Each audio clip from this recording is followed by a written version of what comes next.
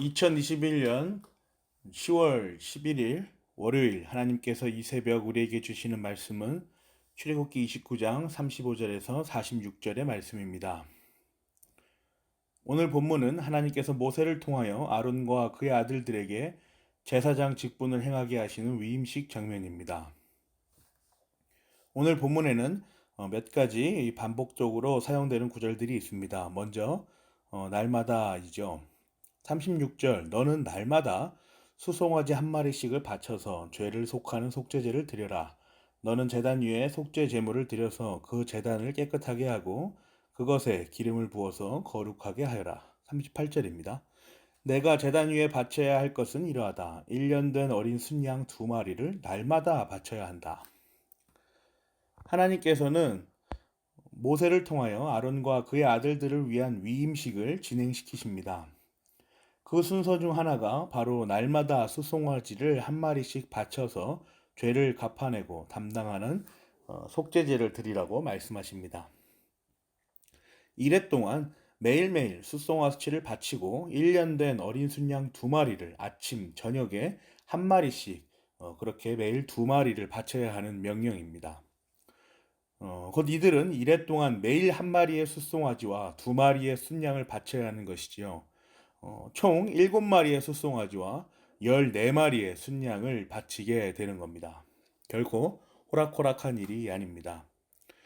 더하여서 하나님께서는 이 어려운 작업을 하루에 몰아서 하거나 또 남겨놓거나 하는 것이 아니고 매일 같은 양을 균등하게 나누어서 하나님께 바치라고 명령하십니다. 다음으로 거룩하게 하여라 라고 하는 말씀입니다. 36절 너는 날마다 숫송아지 한 마리씩을 바쳐서 죄를 속하는 속죄제를 드려라. 너는 제단 위에 속죄의 죄물을 드려서 그 제단을 깨끗하게 하고 그것에 기름을 부어서 거룩하게 하여라. 너는 이래 동안 제단 위에 속죄의 죄물을 드려서 제단을 거룩하게 하여라. 그렇게 하면 그 제단은 가장 거룩하게 되고 그 제단에 닿는 것도 모두 거룩하게 될 것이다. 하나님께서는 이 위임식이 진행되는 과정 하나하나를 놓치지 않고 관장하십니다. 그 중심에 거룩이 있습니다. 우리가 이 모든 것들을 거룩하게 진행하시기를 원하시는 것이죠. 그래서 제단을 깨끗하게 하고 기름을 부어가면서 하나님께서 명령하신 그 거룩을 최대한 실현해 내려고 노력합니다. 이렇게 위임식의 세부 사항을 명령하신 후에 하나님께서는 24절부터 명령을 정리하시며 이 위임식이 갖는 의미를 교훈하십니다. 42절입니다. 이것은 너희가 대대로 계속해서 주 앞 회막 어귀에서 바칠 번제이며 내가 거기에서 너희를 만날 것이고 거기에서 너에게 말하겠다. 내가 거기에서 이스라엘 자손을 만날 것이다. 거기에서 나의 영광을 나타내어 그곳이 거룩한 곳이 되게 하겠다. 내가 회막과 제단을 거룩하게 하고 아론과 그의 아들들을 거룩하게 하여 나를 섬기는 제사장으로 삼겠다. 내가 이스라엘 자손 가운데 머물면서 그들의 하나님이 되겠다. 그리고 그들은 바로 내가 그들 가운데 머물려고 그들을 이집트 땅에서 이끌어낸 그들의 주 하나님임을 알게 될 것이다. 나는 그들의 주 하나님이다. 이래 동안 이렇게까지 어려운 명령을 지켜 순종하게 하신 까닭이 이스라엘 백성들을 만나기 위함이며 자신의 영광을 나타내기 위함이고 그 제사장을 임명하여 이스라엘 백성들의 하나님이 되시기 위함임을 하나님께서 분명히 기록하고 이렇게 밝히고 계신 것입니다. 사랑하는 고향제일교회 성도 여러분, 베드로전서 2장 9절에 근거하여 우리는 하나님의 소유가 된 백성입니다. 그러나 여러분은 택하심을 받은 족속이요 왕과 같은 제사장들이요 거룩한 민족이요 하나님의 소유가 된 백성입니다. 그래서 여러분을 어둠에서 불러내어 자기의 놀라운 빛 가운데로 인도하신 분의 업적을 여러분이 선포하는 것입니다. 택하심을 받은 족속, 왕과 같은 제사장, 거룩한 민족, 하나님의 소유가 된 백성, 그리고 우리의 선포. 따라서 오늘 우리가 나눈 본문은 출애굽 사건 이후 아론과 그의 아들들에게 임하여지고 있는 위임식이지만 현재로서는 제사장들인 우리에게 임하여지고 있는 영적 예배입니다. 우리가 하나님께 드리는 예배가 이들이 이랫동안 하나님께 드리는 속죄제요, 번제인 것입니다.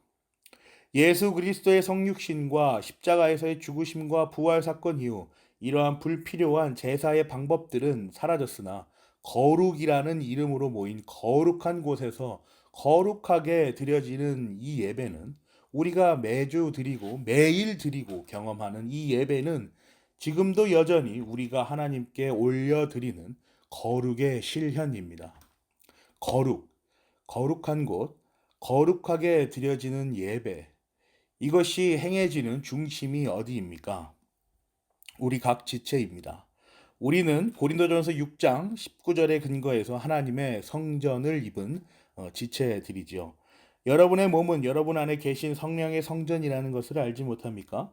여러분은 성령을 하나님으로부터 받아서 모시고 있습니다. 여러분은 여러분 자신의 것이 아닙니다.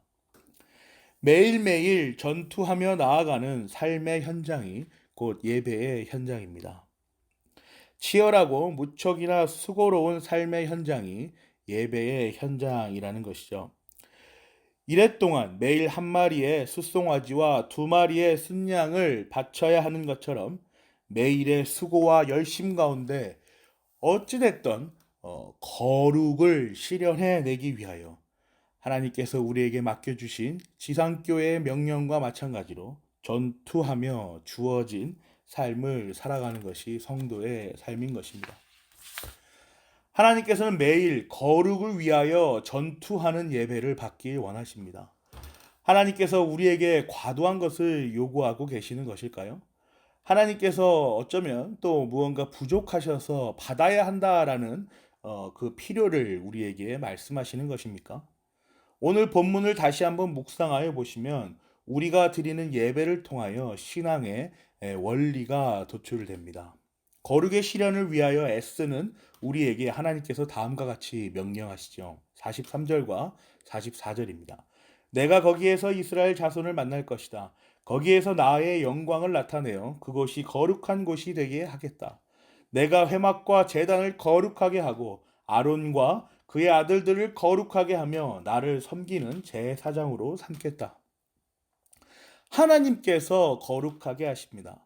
하나님께서는 우리가 거룩의 실현을 위하여 애를 쓰는 것 없이도 거룩을 드러내어 보이실 수 있는 분입니다.